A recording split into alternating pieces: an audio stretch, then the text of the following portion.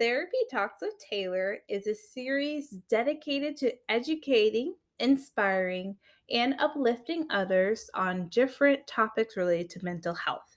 This series is designed to be transparent, authentic, and provide a safe space to discuss different topics. And I am your host, Taylor Preche, multi passionate entrepreneur. I am a registered mental health counselor intern in the state of Florida, proud owner of a Change Within, providing therapy services to individuals, couples, and families. I provide mental health workshops to local organizations and programs to educate others about mental health topics. Host of this here series, Therapy Talks with Taylor, on YouTube and different podcast sites. And additionally, I create mental health resources and apparel to create awareness and develop coping skills outside of the session. So come along and join in on today's topic. Hello, everyone. Welcome back to Therapy Talks with Taylor. So, today's episode, just a little bit of a trigger warning, is about grief and loss. So, I'm going to be discussing two personal losses I've had recently this month of March and how I've overcome it, who was my support system, and just little tips and on ways of others who can overcome their own personal loss.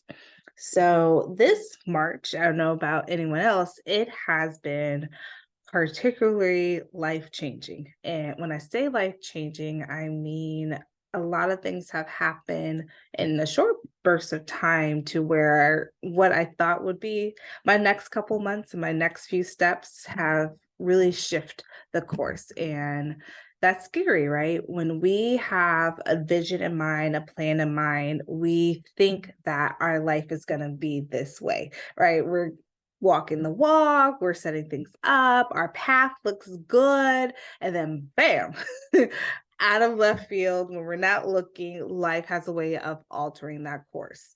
So I'm going to share that I had two personal losses to me.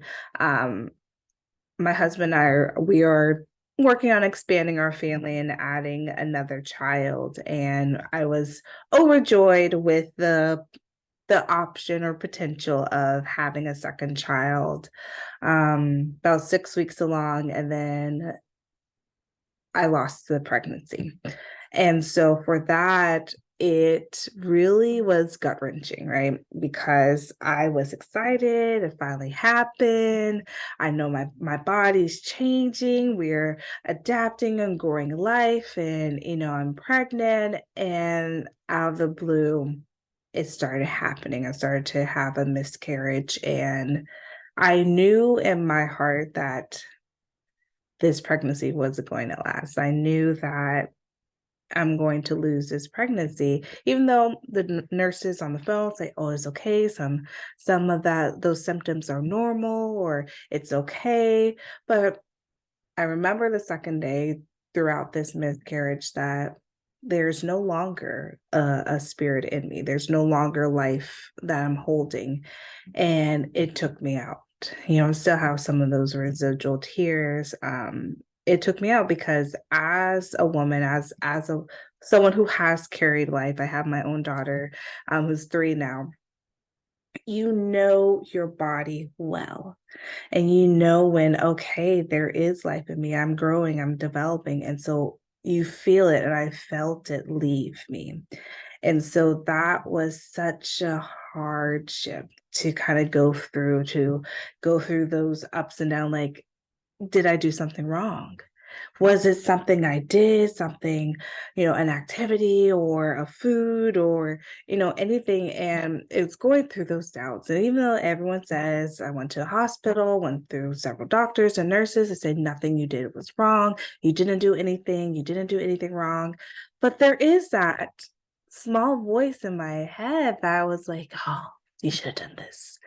And to overcome that, I had to really lean into that ugly voice. It's like, you know what? I didn't do anything wrong. It just wasn't meant for me at this time point. And it's hard to accept that, right? It's hard to accept that whatever plan you had in place that you prepared for, you dreamed for, you prayed for, you hoped for, is just not going to be what you intended it to be. And so I took a week of just bawling. I cried and I really leaned on my support system. My husband was so amazing throughout the whole process. Like, he really was my rock. He really stepped up and really supported me through this and really reassured me that we're okay, that he doesn't love me anything less or anything like that. It was a disappointment, but he was there for me. My mom, really came in because she had similar experience herself, and she really helped validate what I was going through and continue to support me and uplift me and make sure it's good. My brother, my sister, my other sisters, like, they really rallied around me to help make sure I was good throughout this. And of course, my daughter, seeing her in her innocence and her youth and her joy really helped me through that week. And I was coming out of that really low, sad point. I was kind of disappointed, kind of going through, but I was bouncing back. Then a week later, my youngest dog passed away. He died suddenly. He was fine one day, woke up the next morning, had some random symptoms, but he had them before. And by the time we could get him in the car to go to the vet, he left. And losing two things back to back. I lost a pregnancy, but I was coping. I was strong. I was doing my coping skills like I teach my clients. But to lose my dog, like, that is my dog, because we have two dogs. We have the older one that's my husband's dog, and this is my baby dog, the dog I chose, the dog I cared for when he was 10 pounds, and now he was 70 pounds, and he was just over 6 years old. So that took me out. That took me out and thrust me into a pit of depression because it was so sudden. I had just overcame and processed this one loss, and then for this out of the blue to knock me out like this, when I say I was on the floor, I was on the floor viscerally crying because I didn't expect it. And whew, it's hard to have two personal losses back to back, right? And I'm a therapist. So I already have so many life stories I hold because I do this for a living. But in that moment after losing my dog, I was like, I have to take care of me. I had to put everything on pause to take care of myself. And so the next day, rescheduled all my clients. And my husband and I had the day my daughter was in school. My mom was going to pick her up after school. So my husband and I could have a full day to process, grieve fully. Because what we don't realize when we're parents, right? That it's hard to process our emotions in the full authenticity when we have a little one who doesn't understand the concept of what's going on fully. Like, she grasps that we don't have a second dog anymore. Shout out to the movie Soul, that really helps teach about life and death for little ones. But she's not as in tune with that. And so when we as parents have to do this duality of self, that I have to be active parent to my toddler, care for their needs, validate their emotions, make sure they're good, make sure they're fed. But on the other side, personally, I'm checked out. I felt deep in depression. I did not want to eat. I didn't want to participate in life. I didn't want I didn't want people to bother me. I didn't want to call people. I didn't want to hang out.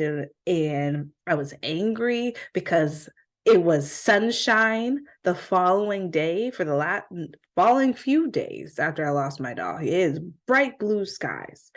And it was hard to do those two things at once. Shout out again to my mother for really stepping in, helping out, taking care of my daughter in a sense where I can fully process and grieve. And so that following day, my husband and I really took time for ourselves to be together, lean on each other, support each other emotionally. And I love my husband. um, I really love my husband. He really showed a vulnerability of self, and which he hadn't done before, in a way that he showed his emotions. And I show, of course, I always show my emotions, but he showed his emotions and authenticity and his honest emotions, his rawness. And I really think that solidified and propelled us to the next level in our relationship, because to be able to be vulnerable together, grieve together in a way that each of us is heard, that our emotions are brought to the table, that we could process and grow, really helped. And, that following week, processing now again this loss of, my dog, and it was hard. It was difficult. I'm no longer in my, depressive state right now, and which is good. And, had my therapy session, and that was good to talk it out with my therapist. So I used humor to cope a little bit with coming out of this depressive spell. And I told my therapist, after everything, that this is going to be fantastic chapters in the books I'm going to write about grieving and healing and being on a healing journey. And she's like, you know what, Taylor, these are going to be fantastic chapters for sure. Because, grief and loss happen, when we are processing it in the moment, it seems like everything is amiss. It doesn't make sense. The emotions I was feeling was hurt, anger, irritation, frustration, despair, hopelessness, a feeling of loss, a feeling of disconnectedness. And there can be a lot of emotions. And what helped me to kind of go through it. So, that was my experience of grief and loss. And I already detailed my support system, my husband, my mother, my brother, all my sisters, um, my good friends. They really kind of rallied up and say, what you need, or calling me like, hey, I'm coming over. What's good? Or, hey, I'm just checking in. Like, that strong support system is key. So again, when we're going through grief and loss, it's so important to have a support system who can give you unconditional support, whether it's just I'm sitting here on the phone with you while you cry it out, or I am bringing you food, or I'm one of my good sisters lives in Indiana, sent me a basket care package just to show her love. Those kind of support systems, that's what is critical when you're going through this time period. But on the individual level, these are some key things to kind of do to kind of go through that processing. First things first, accept it. It sucks. I'm not gonna sugarcoat it for you. It sucks to accept the grief and loss in its full raw form.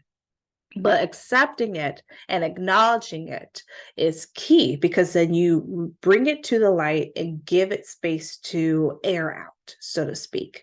You don't shove it in a box and put it away, because then it only manifests itself into something greater and larger. So in the exact moment of that grief and loss, lean into it fully. Lean into it fully, begin to identify the emotions coming up, begin to identify where in your body you're manifesting it. For those 2 weeks during my losses, I had severe back pain. When I say my back was on fire, it was from the base of my neck down to my the end of my spine. It was on fire because that's where I held all my emotions. That's where I held all that grief and loss. And it took several moments, several days of reflection. I'm like, okay, I'm feeling this in the moment. This is because of this loss. It's okay to feel this in the moment. This is, we need to release this. And those arc of, okay, leaning into the emotion, understanding, accepting, identifying what you're feeling and experiencing, knowing where in your body that emotion is coming up for yourself, and then becomes the art of releasing. And so releasing the emotion looks differently for everybody. For some people, it is, I need to get away into nature. So I'm going to do a long walk. I'm going to do a trail. I'm going to jog. I'm going to go to the beach. I'm going to go on a lake. I'm going to row a boat. I'm going to do kayak. I'm going to go fishing. But they need to be in touch with the elements. For others, that is creative expression. So that's art. I painted something during my grief, and paint really, it's painting for me is really an emotional release, regardless of my season of life. But paint, art, clay, drawing, that's another way to release. Journaling is a good way for those or of you who are writers. Taking it out of your brain and putting on paper is key. Um, Another way is doing more in tune with your body, doing body scans and seeing, again, identifying where the emotion is and kind of starting in that deep self-reflection of your body and breathing techniques, and maybe doing yoga or stretching or meditation. You are telling yourself, in the metaphysical sense, to release. So as I'm meditating, I'm closing my eyes, I'm sitting up straight, I'm breathing out, and I'm telling myself, from minute muscle, from the hair follicles on the top of my head down to my little toenails, I am saying release. And so it's doing that every step of the way as you're doing a scan of your body to release the emotion. And for some people, that really does work. And then lastly, when I was talking to my therapist, which was a good suggestion she provided me, was asking your body, after you've gone through that, after you've gone through your releasing activity, whatever it is, whether it's in nature, creative, or journaling, you ask your body, what do you need at the moment? Because we're good at accepting and acknowledging and releasing it, but what do you need in this moment? And asking yourself and being in tune with yourself and being in tune with your emotions to say, I need a friend. So, one of my sis, I'm like, yo, I need to be with people right now. And so we went to the mall, we went shopping, we did that, you know. And so it's asking yourself and asking your body in the moment, what do you need? I need some food. I need comfort food. I need tacos. Tacos is my comfort level. That's one of my love languages, tacos. So that's what I need. But it's asking your body, what do you need in this moment? Once you've completed that arc of accepting, acknowledging, identifying the emotions, identifying where it is in the body, doing your coping mechanism to release the emotion and release the heaviness, and then asking your body, what does it need? So doing that whole method can really help get you through the cycle of grief. Now, for some people, it lasts a lot longer, and that's okay because everyone's differently. Some can bounce back after a day or two and they are able to do their coping skills religiously or, on a daily basis, and they can go through and they're good. Other people take a minute. Other people take, a couple weeks, a couple months, and then now they're fully have healed from it. And so those are some suggestions, and being mindful of everyone is different, and it's going to take a little bit of trial and error to figure out what is that set of coping skills that you use your go-to that you can use in this situation of grief and loss.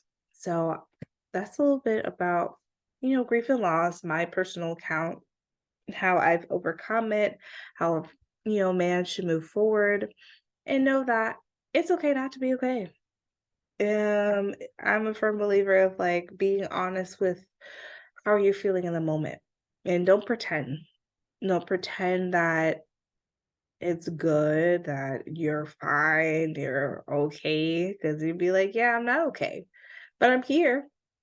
That's was a big lesson for me these last couple weeks is that, I'm not really okay, but I'm working on it. I'm working on myself, I'm honoring myself, and I'm honoring the emotions and trusting the process. So as I tell my clients, the process, when I speak of the process of life is it is not always linear, it's not always pretty, it's not always easy to digest. There's going to be some uncomfortable moments. But knowing that these uncomfortable moments help motivate and mold and propel you for the next level. And I'm always a firm believer, in this final note that you're never given anything you truly cannot handle. It's going to be hard and rough and difficult to process and grasp in the exact moment in time, but there is always a way out of it. And as I, was talking to people post my losses and my grieving stages, I equated to right now I'm in a raining storm. There's a raining cloud over my head. However, there's always an edge to the cloud, meaning that it doesn't rain forever. This cloud doesn't produce forever water. It will run out of water and the edge of the cloud will end. And in that ending of the rainstorm and the clouds edge pass over, you're met with blue skies. So, right now, the moment of time, I may be going through a rainy day, but rainy days do end. There are breaks in the clouds, there are endings of this one particular cloud with water of rain. And that gives me hope, and that hope helps people get through that grief and loss. So I hope you took away some things from today's episode on grief and loss and maybe learn a little bit on ways you can cope and ways you can heal and know that you are not alone, that your favorite therapist, I myself, is going through the trenches as well, that we are human, we do experience loss, we do cry, we do need to take time off, and knowing that it's okay to take time for yourself to say, I need a day or two to heal, to be in a way that I honor myself. So thank you for tuning in today on this episode of Therapy Talks with Taylor. Hope to catch you on the next one.